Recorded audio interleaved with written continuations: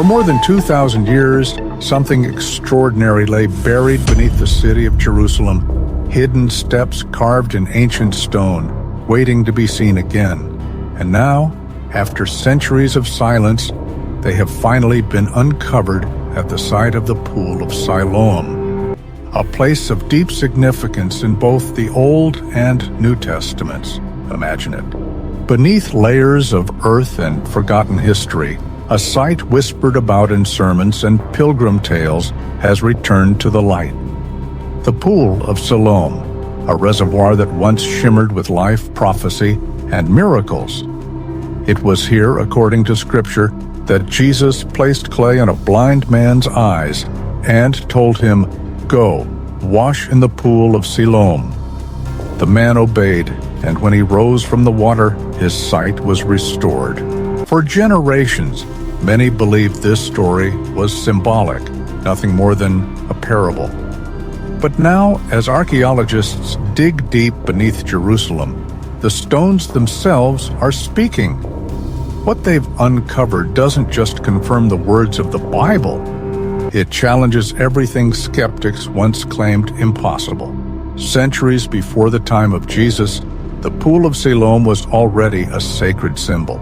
The prophet Isaiah spoke of its gentle waters, a quiet reminder of God's faithfulness when Israel longed for power and strength from foreign nations. King Hezekiah, preparing for an Assyrian siege, carved a tunnel through solid rock to bring water from the Gihon spring straight into the pool, an engineering miracle of its own time. To the people of Jerusalem, this pool wasn't only water.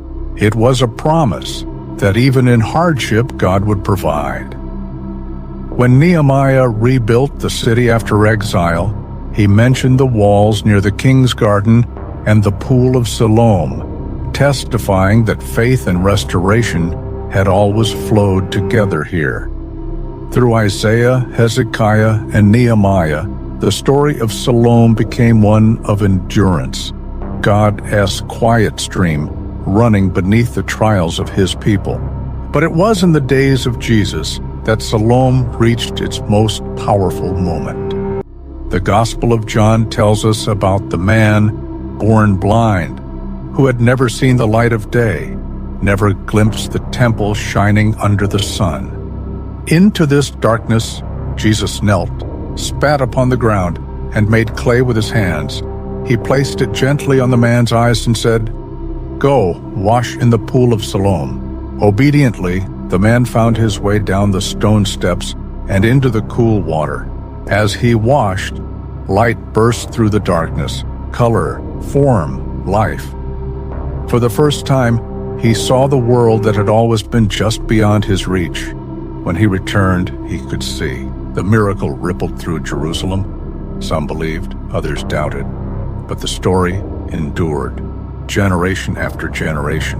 For centuries, scholars claimed that John's gospel was metaphorical, that the Pool of Siloam was simply a spiritual symbol, but the stones were waiting. In the summer of 2004, city workers in Jerusalem were repairing a sewer line when their machinery struck something solid. Beneath the dust, the outline of ancient steps appeared. Work stopped immediately, and archaeologists were called in. What they found changed biblical history forever. Those first two steps turned out to be part of a massive pool built in the time of Jesus. Step after step, wall after wall, the structure emerged, a trapezoid-shaped reservoir stretching more than 200 feet across, with 5 sets of stairs descending around its edges. It could hold thousands of worshippers at once, and when they uncovered coins embedded in the plaster, coins from the time of Pontius Pilate, they knew exactly what they had found. The Pool of Siloam was real, not legend, not myth, real. But the discovery went even deeper. As excavation continued, archaeologists uncovered an ancient road leading directly from the pool to the Temple Mount. It was the very path used by Jewish pilgrims 2,000 years ago. Before worship, They would wash in the pool, purify themselves, and then walk this sacred road while singing psalms of ascent. I was glad when they said unto me, Let us go into the house of the Lord. Every stone along that road still bears the grooves of countless footsteps, disciples, worshipers, travelers, perhaps even Jesus himself. The blind man who regained his sight may have run up those same steps, eyes wide with wonder, seeing Jerusalem for the first time. This discovery shook the world of archaeology and faith alike. For those who had long doubted the Bible's historical accuracy, it was a devastating revelation. The pool was real, the road was real, and the details John described were proven true. If he was right about this, what else might he have been right about? The cross? The empty tomb? For centuries, skeptics said the Gospel of John was written too late, too spiritual to be trusted. But when stones speak, arguments fall silent. Archaeology cannot create faith, but it can strip away excuses for disbelief. That's why this discovery unsettles atheists and critics alike, because the evidence now stands in stone, echoing through time. The Pool of Siloam is not just an archaeological site, it's a message carved in history.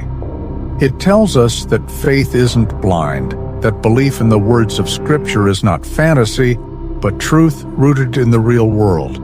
Still, as believers, we don't need archaeology to prove our faith. We believe because, as Scripture says, all Scripture is breathed out by God and is profitable for teaching, for reproof, for correction, and for training in righteousness. Yet discoveries like this strengthen our hearts. They remind us that the God who spoke through his prophets also left his fingerprints on the stones of the earth. For nearly 2 millennia, the Pool of Siloam lay hidden, buried by rubble, forgotten by history, dismissed by skeptics.